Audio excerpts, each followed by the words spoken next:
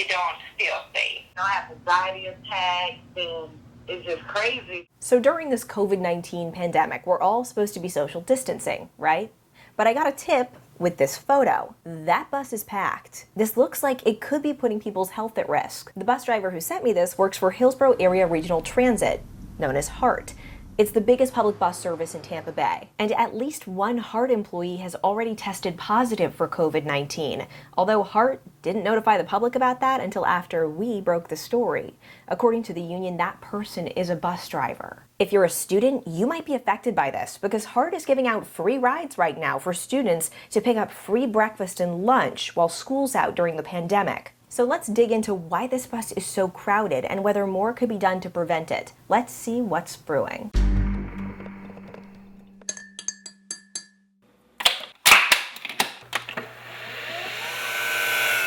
Hi, I'm Jenna Bourne, and I'm an investigative reporter at 10 News in Tampa Bay. So the bus driver who sent me that picture tells me the problem is HART switched from running its busiest routes every 15 minutes to running them every hour. HART says that's because of closures along routes, reduced demand for service, and in support of Hillsborough County's Safer at Home order. But since then, that driver says the buses have been packed, and that makes total sense.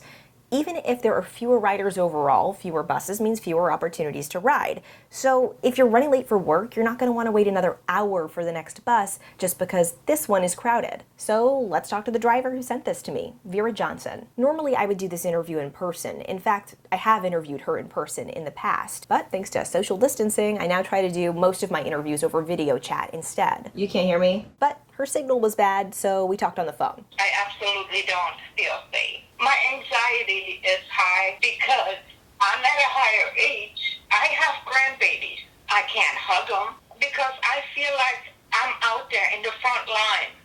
We all are. All them bus operators. I talked to another HART driver who didn't want me to share her name because she was worried about getting in trouble at work. She tells me she was in daily contact with the HART driver who got COVID-19.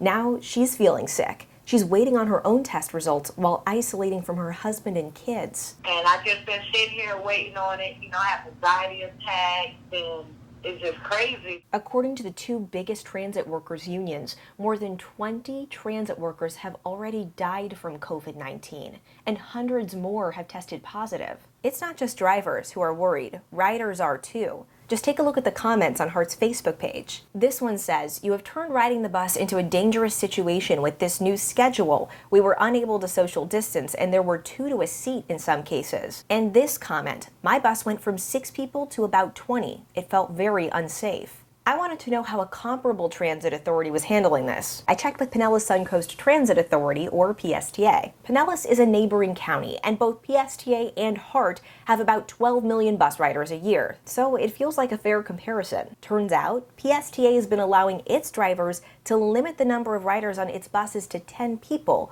since March 21st. So I called HART Board Chair Les Miller about whether HART plans to start limiting its buses to 10 people. Well, I'm just saying what I heard, what staff told me, that they got a call from someone at PST saying that they were having more confrontation with drivers because of what they're doing.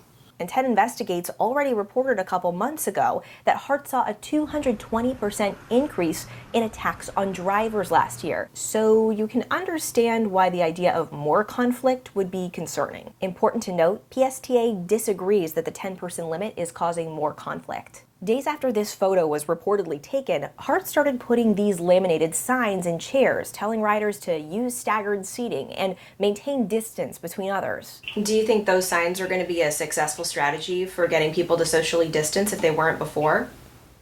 I think we have to take this step and see if it is effective. If it's not effective, we'll have to take further steps.